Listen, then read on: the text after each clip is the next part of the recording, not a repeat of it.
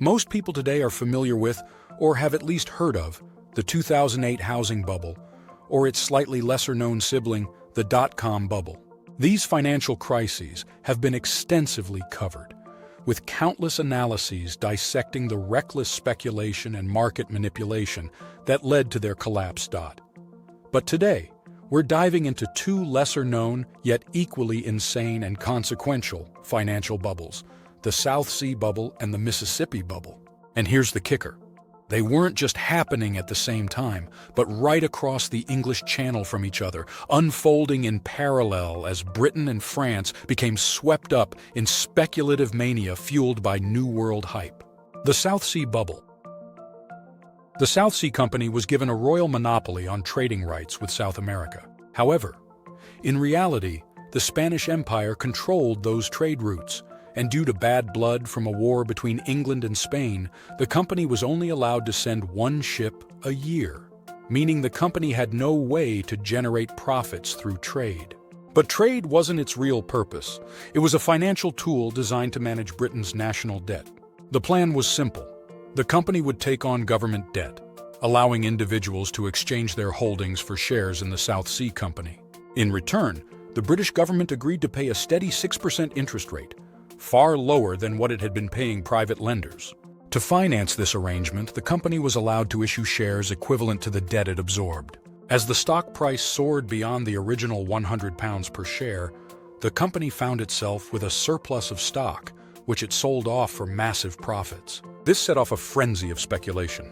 Investors poured in, blindly chasing the promise of wealth. At the height of the mania, South Sea Company Chairman Sir John Blunt introduced a new way to buy stock, financing it like a mortgage.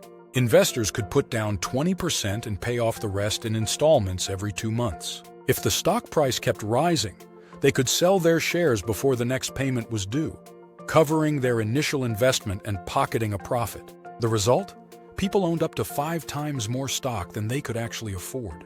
Eventually, this evolved into the company directly loaning money to investors to buy its own stock, inflating the bubble even further.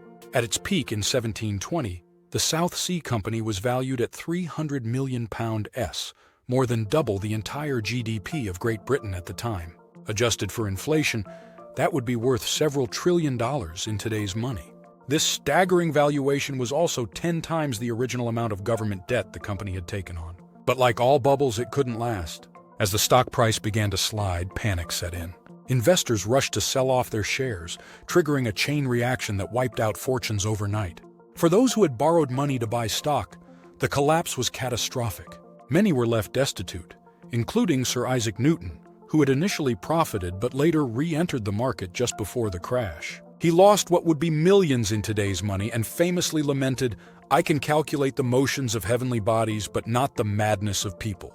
British investors, including members of Parliament and the aristocracy, saw their wealth evaporate. The fallout was immense. Public outrage led to a parliamentary inquiry exposing widespread corruption. Financial regulations were tightened, and Britain's approach to corporate oversight changed forever. It was one of history's most infamous economic bubbles, a dramatic lesson in speculation, greed, and the dangers of chasing easy money. Mississippi bubble. John Law was a Scottish economist, financier, and gambler who believed that paper money, rather than gold or silver, was the key to economic growth. His theories on monetary policy were revolutionary at the time, advocating for a credit-based economy where money supply could be expanded to stimulate trade and industry. In 1716, Law convinced the French government to establish the Banque Générale, a private bank that issued paper currency backed by government securities rather than precious metals. This was a radical departure from traditional monetary systems, and it quickly gained traction. A year later, Law founded the Company of the West, later known as the Mississippi Company, which was granted exclusive rights to develop France's vast territories in North America. Law's plan was ambitious. He wanted to consolidate France's colonial trade, banking system, and national debt into a single entity.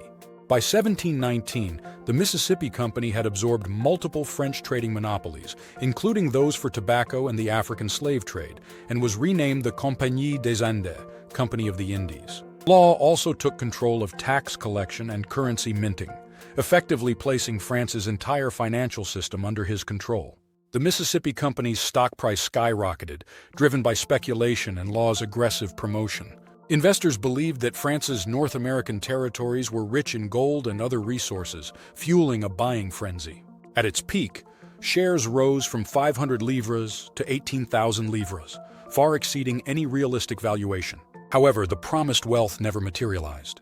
The Mississippi Territory was largely undeveloped, and profits from colonial trade were far lower than expected. Meanwhile, Law's expansion of paper money led to inflation, eroding confidence in the currency. As doubts grew, investors rushed to sell their shares, triggering a stock market crash in 1720. The collapse was devastating. The value of Mississippi Company shares plummeted, wiping out fortunes overnight. The excessive issuance of paper money caused a currency crisis, leading to widespread economic instability. Law, once hailed as a financial genius, became the scapegoat for the disaster. Facing public outrage, he fled France in December 1720, spending the rest of his life in exile. The aftermath forced France to rethink its banking system, reinforcing the dominance of gold and silver-backed currency over paper money. The Mississippi Bubble remains one of history's most infamous financial disasters, illustrating the dangers of speculative markets and unchecked monetary expansion. It's a striking coincidence that two of the largest speculative bubbles in history, the Mississippi Bubble and the South Sea Bubble, were happening simultaneously in 1720 on opposite sides of the English Channel. Both were driven by overhyped economic promises, government-backed financial schemes, and wild investor speculation, but each had its own twist. At the heart of the Mississippi Bubble, John Law was attempting to modernize France's financial system with paper money and colonial expansion. Meanwhile, the South Sea Bubble was inflating in Britain, fueled by false promises of lucrative trade with South America, even though Spain controlled those routes. The irony? Neither company had any real ability to generate the riches they promised. Both bubbles shared a key ingredient: government involvement. Law had direct control over France's financial system, while the South Sea Company assumed British government debt, making investors believe their money was safe. In both cases, share prices skyrocketed purely on hype, momentum, and misinformation, with investors chasing wealth that didn't actually exist. The timing of the crashes was eerily similar. 1720 marked the collapse of both bubbles, wiping out fortunes overnight. France saw runaway inflation and a full-blown monetary crisis, forcing Law into exile, while Britain faced a devastating financial reckoning, with investigations uncovering widespread corruption. The impact of these twin financial disasters led both nations to reevaluate their economic policies, reinforcing more cautious approaches to finance and speculation for years to come. Two bubbles, two global economic powerhouses, and two cautionary tales all unfolding at the same time. It was a moment in history that perfectly illustrated the timeless dangers of unchecked speculation. In theory, reflecting on these events reminds us of the importance of caution in investments. Learn from history to avoid repeating its mistakes. But as recent bubbles have demonstrated, human nature, driven by the same speculative greed, remains the same. If you're interested in more financial history and lessons, subscribe for more videos.